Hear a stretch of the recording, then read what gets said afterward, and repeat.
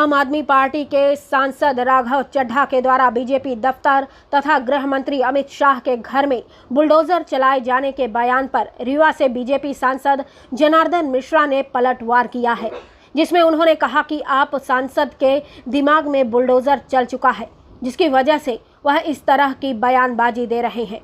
वहीं बीजेपी सांसद ने विपक्ष पर आरोप लगाते हुए कहा कि राष्ट्र विरोधी ताकतों के पक्ष में आकर उनके द्वारा इस तरह की अनर्गल बयानबाजी की जा रही है। इसके अलावा अपने बयान में बीजेपी सांसद ने हिंसा पर एक ही समुदाय के लोगों को जिम्मेदार ठहराया है। कहा था कि गृह मंत्री अमित शाह के वहीं सांसद ने विपक्ष पर आरोप मढ़ते हुए कहा कि राष्ट्र विरोधी ताकतों के पक्ष में आकर लगातार इस तरह की अनर्गल बयानबाजी की जा रही है। इसके अलावा मीडिया से बात करते हुए बीजेपी सांसद जनार्दन मिश्रा ने हिंसा को लेकर एक ही समुदाय के लोगों को जिम्मेदार ठहराया।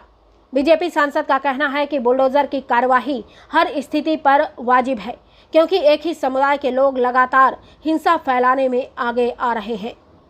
ये बहुत ही दुर्भाग्यपूर्ण बयान है और ये लोकतांत्रिक मर्यादाओं के, लोकतांत्रिक मूल्यों के खिलाफ है और प्रजातंत्र में किसी पार्टी के कार्यालय में वैधानिक रूप से निर्मित कार्यालय में बुलडोज़र चलाने की मानसिकता ये दर्शाती है कि बुलडोज़र चलाने की मांग की मानसिकता ये दर्शाती है कि इनको प्राकृतिक रूप से इनके दिमाग में ही बुलडोज़र चल चुका है और अवैध कामों के करते करते इनको स्वयं डर सताने लगा है कि कहीं इनके जो कुकृत्य हैं, इनके जो गैर संवैधानिक गैर अवैधानिक जो काम हैं उन पर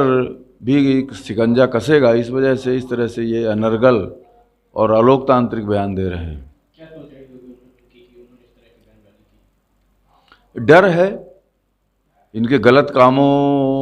पर जब नियंत्रण सरकार लगा रही है और अपराधियों को दंडित करने, उनको हतोत्साहित करने का जो काम किया जा रहा है उससे ये स्वयं हतोत्साहित हैं और अपराधियों के पक्ष में,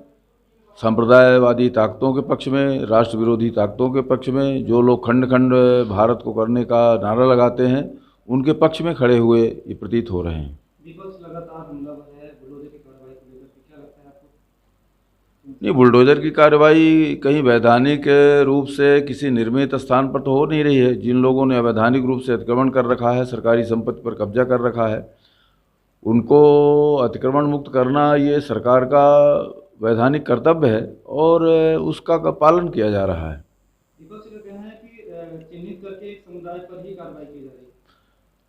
अब जो अपराध कर रहा है उसके खिलाफ कार्रवाई हो रही है, उसमें एक समुदाय है कि कौन है। अब